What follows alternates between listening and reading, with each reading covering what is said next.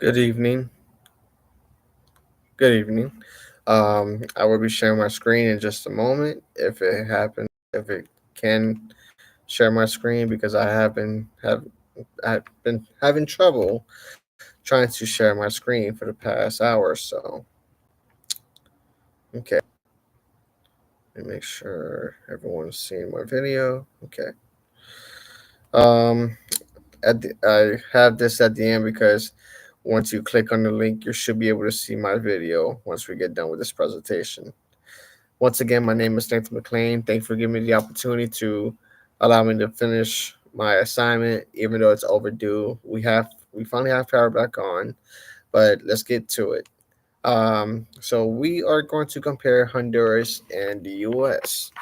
So Honduras has had a lot of problems over the years within the social chain, such like crime, violence, border control, and corruption within the government. So, based on the questions that were provided for me, um, let's get to it.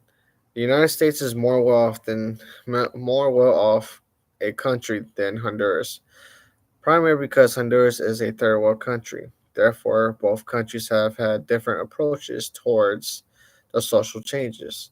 This was also the case because culture differences in how each government ran their country. Social theories that accounted for the social changes include conflict theory, symbolic interactionism, and functionalism.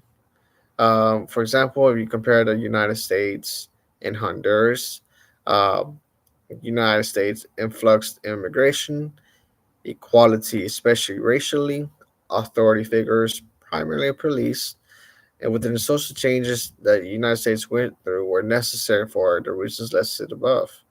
In terms of equality, society has been able to see the results.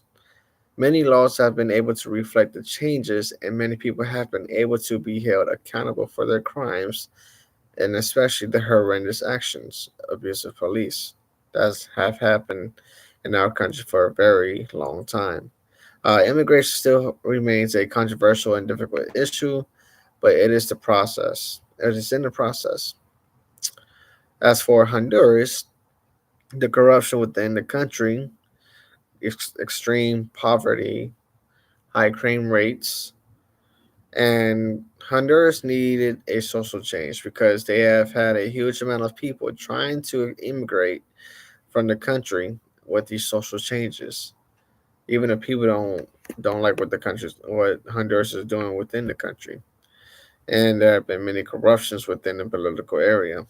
As for the United States and the contributing factors to the social change for each country, you can see how Honduras has political corruption, lack of resources, poverty, gangs, crime, violence, negative influence from external countries, which I've mentioned just a little bit ago. And then as for the United States, economic inequality, and you got the media, social press, which is often used within the United States. Racism is always there for whatever reason. Stereotypes is going to be there. I think it's all there for all countries, but especially in the United States. Each country, like I said before, places a significant role for the change of their countries. Within the United States, economic inequality in the media, discrimination, racism, and discrimination stereotypes all play a significant role in contributing to social change. However, in the country of Honduras, there are major contributing factors to the social change of this country included, but it's not limited to political corruption, lack of resources, and extreme poverty, the high crime rates, especially through gangs, and external countries being a negative influence on the country and the country's government. Um, One of the last questions that you have provided on there, I mentioned how the government and the media and the religious institutions both play a significant role uh, with our current social world. So for both countries, the government is in the center of all, for it all. For example, if you look at United States, there was a recent social movement that changed and occurred was the Black Lives Matter movement. The government made changes to make sure that they were abiding by this movement. However, in Honduras, there's a lot of people of corruption, and therefore, former President Juan Orlando, who I discussed about earlier, with the I think it was um, the second assignment. However, he was just recently arrested by the government, but the government finally responded to the country's plea and protest to the political corruption.